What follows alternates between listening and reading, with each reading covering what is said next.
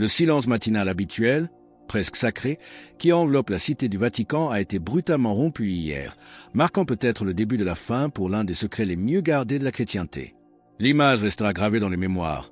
L'archevêque Carlo Maria Vigano émergeant d'une réunion privée avec des sources internes du Saint-Siège, le visage marqué non par la colère, mais par le poids écrasant d'une vérité trop lourde pour un seul homme. Ce à quoi nous avons assisté n'était pas une énième querelle théologique ou une simple dispute administrative. C'était le moment précis où 70 ans de murmures, de demi-vérités et de silence institutionnel ont commencé à se fissurer sous la pression inéluctable de la réalité. Vigano, fort de ses années passées dans les cercles les plus restreints du pouvoir Vatican, a lâché une bombe. 2026 sera l'année où le troisième secret de Fatima, dans son intégralité absolue, verra enfin la lumière du jour. Comme petit merci de nous rejoindre aujourd'hui pour cette enquête au cœur de la foi, nous offrons un moment de bénédiction partagée. Commentez avec le mot vérité si vous êtes prêts, à recevoir la lumière sur ces mystères. Et s'il vous plaît, appuyez sur j'aime si vous soutenez la transparence totale. Mais ces paroles portaient un avertissement qui a envoyé des frissons glacés dans les couloirs de marbre du pouvoir. Ce qui va émerger ne concerne pas seulement des prophéties spirituelles oubliées, mais expose une campagne systématique, orchestrée sur plusieurs décennies, pour maintenir les fidèles dans l'obscurité. Alors que nous entrons dans les derniers jours de ce mois de janvier 2026, une atmosphère étrange, presque électrique, s'est installée sur Rome. Des initiés rapportent des réunions insolites à huis clos, des communications cryptées fébriles entre prélats de haut rang et une tension palpable jusque dans les appartements pontificaux. Des sources proches de l'enquête nous révèlent l'impensable. Des documents que l'on croyait perdus à jamais, ou détruits, ont soudainement refait surface. Ils portent l'écriture inconfondible de Sœur Lucia dos Santos, la dernière voyante de Fatima. Attention, il ne s'agit pas des versions édulcorées et diplomatiquement correctes publiées en l'an 2000. Ce sont des récits bruts, non filtrés, qui décrivent des événements si inquiétants et si prophétiquement précis concernant notre époque actuelle que les papes précédents ont tremblé de peur en les lisant. La question qui hante aujourd'hui tout chercheur sérieux est simple mais dévastatrice. Si la version officielle contenait toute la vérité, pourquoi a-t-elle provoqué tant de larmes et de terreur chez les vicaires du Christ? Restez avec nous, car nous allons explorer pourquoi Jean excite a pleuré en 1959 et pourquoi Paul VI a scellé l'enveloppe avec effroi. Ce que ces documents contiennent pourrait bien réécrire l'histoire de notre foi. La question centrale qui tourmente les historiens et les théologiens est celle de la réaction viscérale des papes face à ce secret. Pourquoi le bon pape Jean excite a-t-il éclaté en sanglots lorsqu'il a lu le contenu de l'enveloppe pour la première fois en 1959 avant de décider de ne pas le révéler?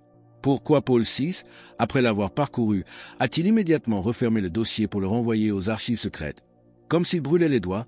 Et pourquoi Jean-Paul II, à peine survivant de la tentative d'assassinat de 1981, a-t-il demandé à relire le secret avec une telle urgence sur son lit d'hôpital? Les réponses, selon les nouvelles déclarations de Vigano, ne résident pas dans ce qui a été publié, mais dans ce qui a été délibérément, et peut-être frauduleusement, omis. Il évoque l'existence d'un deuxième document.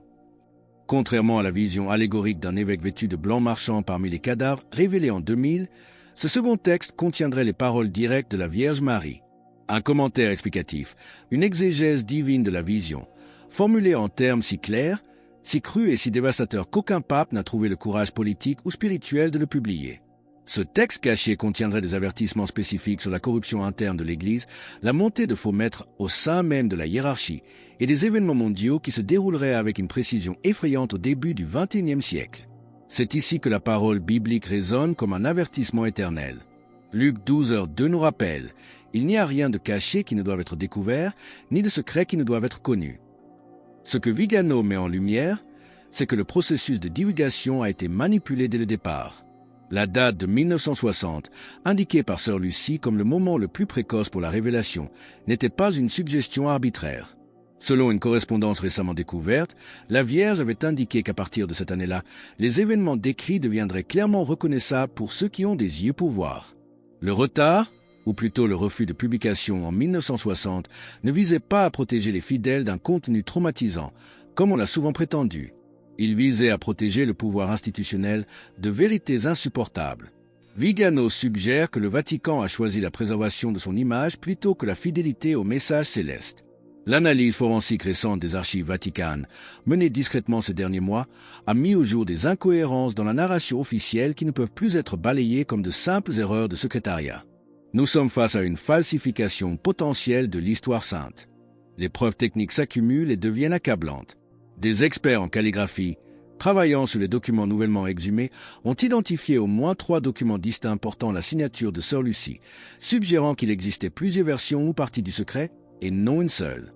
Plus troublant encore, des témoignages d'anciens employés du Vatican décrivent des réunions nocturnes houleuses en 1960, où des cardinaux s'affrontaient violemment sur la quantité de vérité que le monde pouvait supporter. Le journal personnel du cardinal Alfredo Ottaviani, ancien préfet du Saint-Office, découvert récemment dans une archive oubliée, offre un aperçu glaçant de ce moment. Ottaviani décrit le texte non comme une parabole floue, mais comme une prophétie d'une précision chirurgicale, une histoire écrite à l'avance.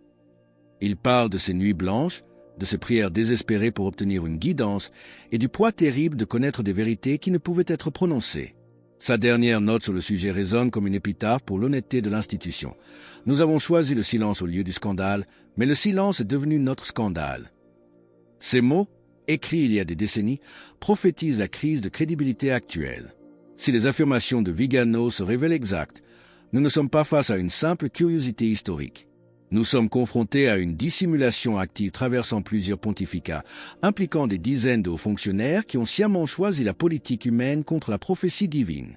Les millions de fidèles qui ont fait le pèlerinage à Fatima, qui ont récité le chapelet pour la paix, ont été systématiquement trompés sur des questions touchant au cœur même de leur salut et de l'avenir du monde. Mais le plus effrayant reste le contenu prophétique lui-même. Des sources familières avec les parties supprimées décrivent des avertissements sur une grande apostasie. Ce terme théologique désigne l'abandon de la foi, non pas par le peuple, mais par le sommet. Le secret parlerait d'une apostasie commençant au sommet de l'Église. Il prédirait une confusion morale se propageant comme un incendie, de faux enseignements embrassés par ceux-là même qui ont juré de défendre l'orthodoxie, et une obscurité spirituelle descendant sur le monde au moment précis où l'humanité aurait le plus besoin de lumière. Cela ne ressemble-t-il pas tragiquement à notre actualité ? Les prophéties contenues dans la partie cachée du secret semblent agir comme une carte routière de l'histoire récente de l'Église. Les scandales qui ont ébranlé le monde catholique, la confusion théologique qui divise les croyants, la perte de foi massive chez les jeunes et l'adoption d'idéologies mondaines par certains leaders religieux. Tout cela aurait été prédit noir sur blanc. L'avertissement de la Vierge ne concernait pas seulement des menaces externes comme le communisme ou l'athéisme, mais une corruption interne, un cheval de Troie spirituel qui viderait l'institution de sa substance divine. Si ce message résonne en vous et que vous refusez cette confusion, écrivez « Amen » en commentaire pour affirmer votre foi inébranlable. La question cruciale est « Pourquoi cacher cela aux fidèles ?» Vigano suggère que la suppression était motivée par un désir mal avisé d'éviter la panique et de préserver la stabilité de l'institution. Les leaders de l'Église se sont convaincus qu'ils pouvaient gérer la révélation divine comme une crise de relations publiques. Ils ont choisi de devenir des gardiens de secrets plutôt que des pasteurs d'âmes. Mais ce silence calculé a eu des conséquences désastreuses. Sans l'avertissement complet, les fidèles se sont retrouvés désarmés face aux batailles spirituelles actuelles. Le résultat est une Église prise par surprise par des crises qu'elle aurait pu anticiper, affaiblie par des scandales qu'elle aurait pu prévenir. Alors que nous nous tenons sur le seuil de ce que Vigano appelle l'année de la révélation, l'enjeu dépasse la théologie. L'émergence du secret complet forcera chaque croyant à se confronter à des questions inconfortables sur l'autorité et la confiance. Hier soir, des sources internes à la Congrégation pour la doctrine de la foi ont confirmé ce que beaucoup soupçonnaient. D'autres documents ont été localisés. Leur contenu provoque un tumulte sans précédent. Le cardinal Giuseppe Bertoli, un vétéran du Vatican ayant servi sous 3 papes, aurait été vu quittant une réunion d'urgence en larmes, visiblement ébranlé, répétant à ses collègues « La mère avait raison, elle avait raison sur tout ».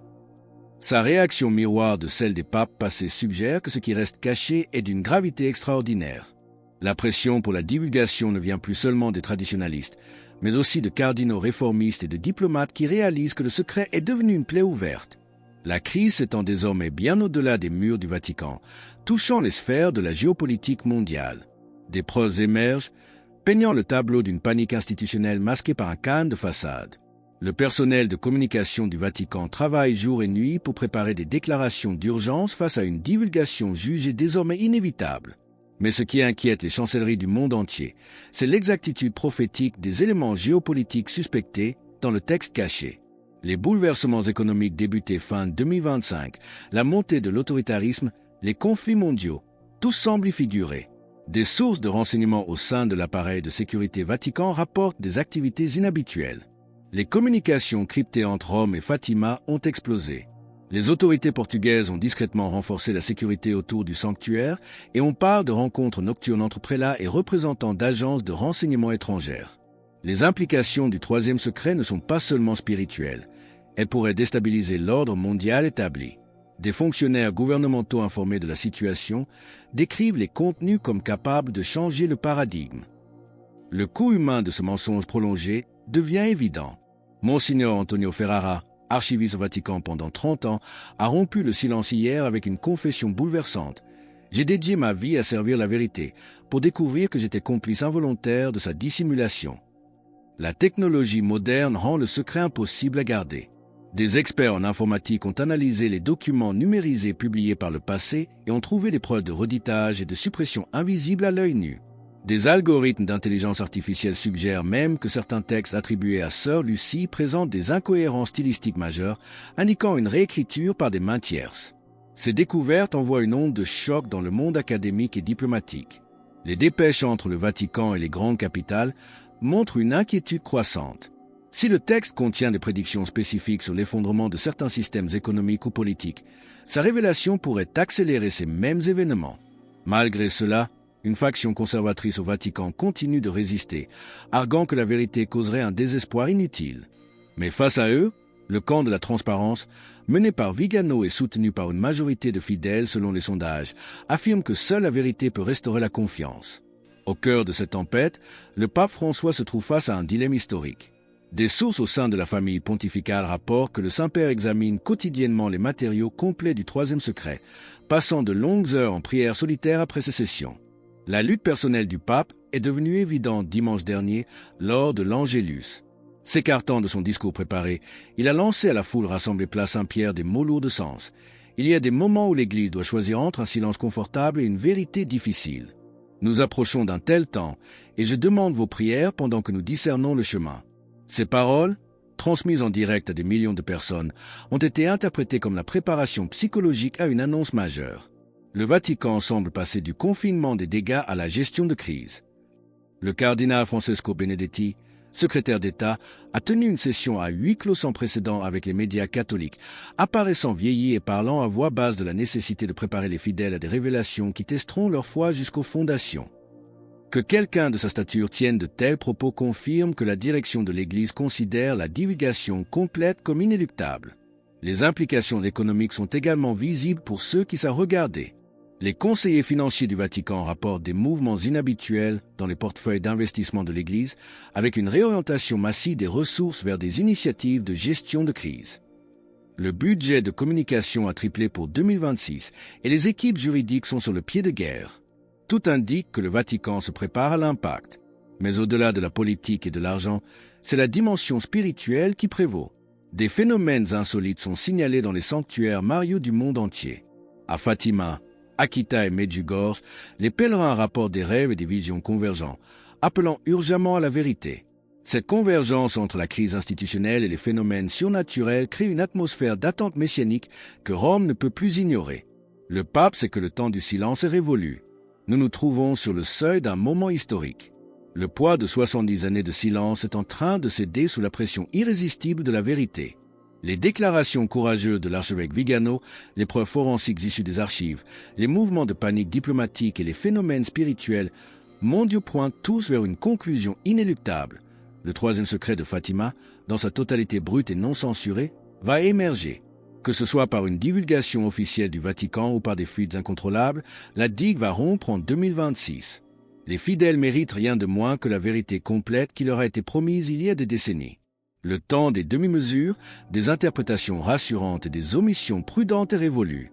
Ce qui va être révélé changera à jamais notre compréhension de l'avertissement divin et de la faillibilité des institutions humaines. Si les prophéties parlent d'apostasie et d'épreuve, elles portent aussi, inévitablement, la promesse du triomphe final du cœur immaculé de Marie. Mais ce triomphe ne peut passer que par la vérité, aussi douloureuse soit-elle. Alors que nous assistons au déroulement de cette révélation, souvenez-vous que la vérité possède sa propre puissance.